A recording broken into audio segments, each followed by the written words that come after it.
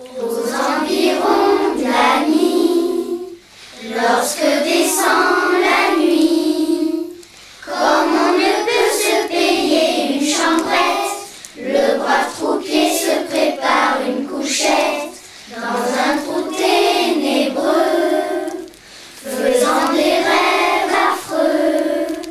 Il se relève pour veiller l'ennemi aux environs de la nuit. Au début du XXe siècle, les nations européennes sont très puissantes, mais divisées. Les principaux pays du continent sont regroupés en deux camps d'ennemis.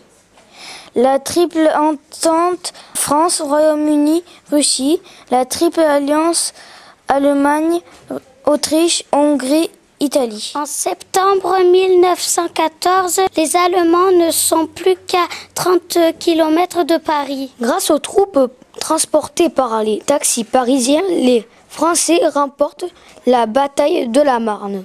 Sitrégis est l'ancêtre de Quentin.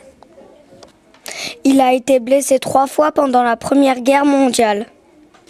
Il a reçu une balle dans la cuisse. Il a gardé jusqu'à la fin de la guerre. Voici des mauvais souvenirs de guerre. L'arrière-arrière-grand-oncle de Juliane a été blessé par un éclat d'obus. Il a reçu au-dessous de l'œil gauche en décembre 1914.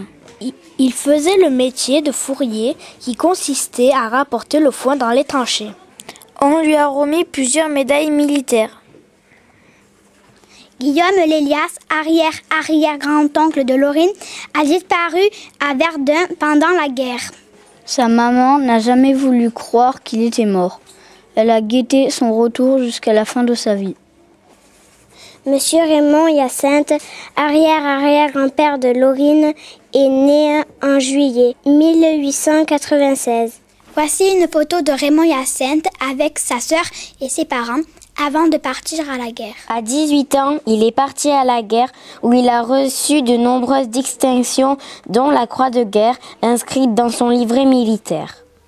Voici le livret militaire de Raymond Hyacinthe.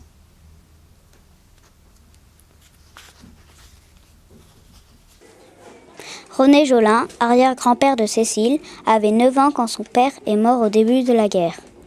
Un éclat d'obus lui a arraché la partie droite de la face. Il était général et il refusa d'être soigné.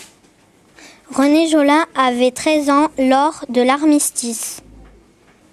Cet obus a été sculpté le 15 décembre 1917 dans une tranchée. Lorsque les soldats se reposaient dans les tranchées, ils récupéraient les obus pour façonner des objets. Certains réussissaient des petites merveilles malgré les conditions de vie très difficiles. Louis-Philippe Adolphe Imbert est l'arrière-grand-père de Yann. En pleine guerre, en 1917, il veut s'engager, mais il n'a que 17 ans. Il demande malgré tout son incorporation et décide de s'engager dans un régiment des nouveaux chars de combat. Il a reçu une citation à l'ordre du corps d'armée. Voici un cahier d'espéranto qui a appartenu à mon arrière-grand-père.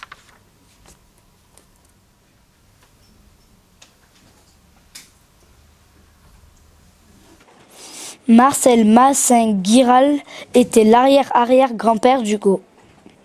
Il était lieutenant et a fait la guerre dans le nord de la France. Il a été gazé par les Allemands au gaz moutarde. Après la guerre, il a dû faire des séjours en sanatorium. Voici l'épée du lieutenant Massin-Guiral.